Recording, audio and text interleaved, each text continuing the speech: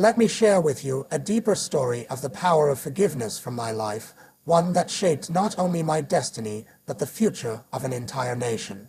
When I was a young man growing up in the rural Transkei, I saw firsthand how my people suffered under laws that treated them as second-class citizens. The land of my ancestors was taken, our people forced into poverty, our voices silenced. I joined the African National Congress because I believed our people deserved freedom, dignity, and a chance to stand equal among all races. As our struggle intensified, so did the government's response. Peaceful protests were met with bullets, arrests, and brutality. Eventually, I was arrested and sentenced to life imprisonment for my role in fighting against apartheid. I was 46 years old when I entered Robben Island prison. The walls of that cell were cold and narrow, but the fight for freedom was alive in my heart. Many years passed. In those dark times, I watched comrades die, families torn apart, hope flicker like a candle in the wind. There were days when anger burned inside me at the guards who mocked us, at the system that dehumanized us, at the injustice that stole decades of my life. But I realized early on that holding onto hatred would not serve me or my people. Bitterness is like drinking poison and hoping it will kill your enemy. So I chose a different path. I read books. I studied my captors. I learned their language, Afrikaans, so I could speak to them in words they understood. I talked to the prison guards, sometimes about their families, their fears, their hopes. Slowly, they began to see me not just as a prisoner, but as a man. And I saw them not just as jailers, but as human beings shaped by the same fears and lies that kept our country divided. When I finally walked out of prison in 1990, I stepped into a nation on the brink of civil war. Many of my people were ready to pick up arms and take revenge for the decades of oppression. The air was thick with anger, distrust, and the memory of violence, but I knew that if I called for vengeance, our nation would burn.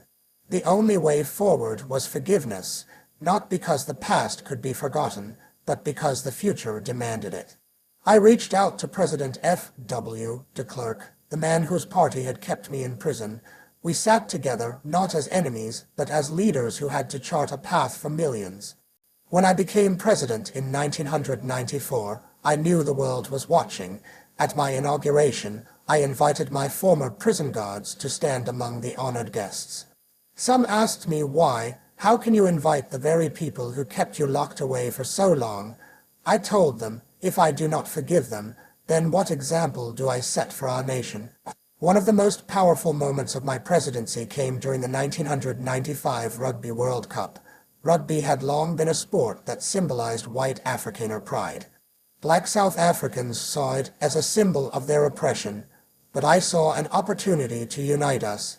When the Springboks, our national rugby team, reached the final, I put on their green jerseys, a hated symbol, and walked onto the field to shake hands with the captain, Francois Pienaar. That simple gesture showed my people that forgiveness could bridge even the deepest divides. Forgiveness did not erase the pain.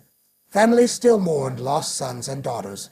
Communities still bore the scars of apartheid. But forgiveness gave us permission to heal, to rebuild, to imagine a future beyond hatred.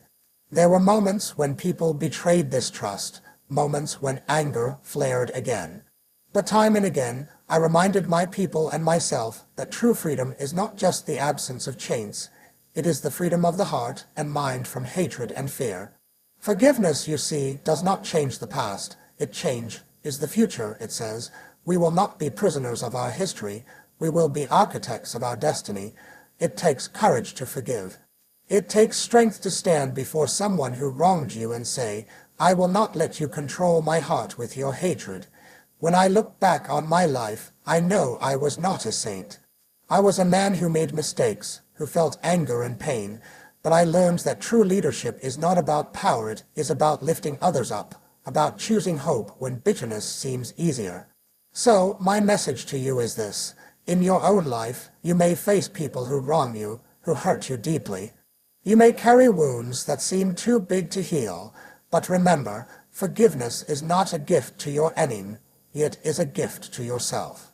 It frees you to move forward without the chains of resentment. If forgiveness could heal a nation once divided by hate, imagine what it can do for your life, your family, your community. Forgiveness is the key that unlocks the prison of the past and lets you walk into the sunlight of tomorrow. That is the power of forgiveness. May you have the courage to choose it, and